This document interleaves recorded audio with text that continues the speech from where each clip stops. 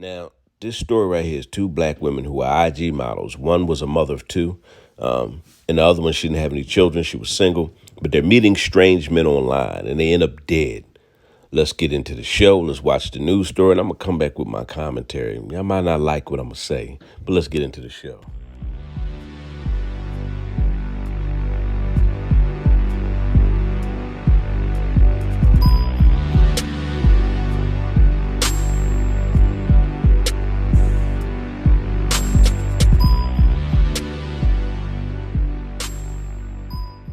I know who did this to her. She shouldn't be gone. But we need to know. We need to know what happened. Family members of a beautiful young model who recently discovered her dead in her downtown Los Angeles apartment are crying foul play and explain they are frustrated at the lack of answers and information coming from investigators. 32-year-old Nicole Coates, known as Nikki, told friends she had a date on Friday, September 8th. That's the last they heard from her. She didn't answer calls or texts during the weekend, so her father and aunt visited her luxury apartment 2 days later, located at 8th and Grand. That's when they made the gut-wrenching discovery. Now, that was the first woman, Nicole Coates. It's the second woman, that got murdered and killed around the same time, around the same fashion in her apartment. This stuff is crazy, man. But let's listen to the second story, and I'm going to come back with even more of my commentary. Nikki's suspicious death is alarmingly similar to another recent case.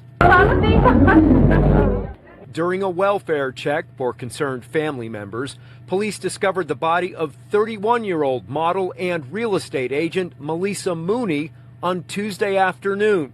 She was inside her luxury apartment, Sky at Bunker Hill on South Figueroa Street. The LAPD is not releasing any details, but confirms detectives are investigating the young woman's death as a homicide. Family and friends are devastated, and neighbors are extremely concerned. The family of Nikki Coates is watching that case closely. Now, we heard both the news stories, and I want y'all to pay attention to one of the biggest keys to this case that maybe you're not even paying attention to.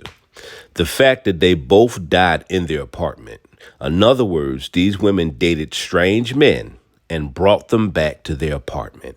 I'm going to say it again. These women died in their apartments. So they went on strange dates with strange men, brought the men back to their home. Okay, and they ended up dead. See, you know what's so sad about this generation of black women? You can't tell them nothing. You can't correct them. You can't lead them. You can't guide them. They don't want to hear anything you have to say. Always talking about with this Megan Thee Stallion culture. We take a man's money. Men supposed to pay for this and pay for dates. And you're going out with weirdos and men who have these weird, crazy fetishes and fantasies of eliminating you and sleeping with you. Yes, you have weirdos out here who fantasize about eliminating women and sleeping with them. And you get caught up with these men online. They throw money at y'all. They flash money. That's all they got to do is flash money in your face. This is a very dangerous, wicked world we live in. Everybody ain't got no good intentions. You got some crazies out here, and they're mentally off. They're psychopaths. There's all kind of people out here. Sociopaths. You have men who are just wicked and evil, and they get off on just doing stuff like this to women. But we can't tell our women anything, though. Every time we try to correct them and tell them you can't be out here tricking off.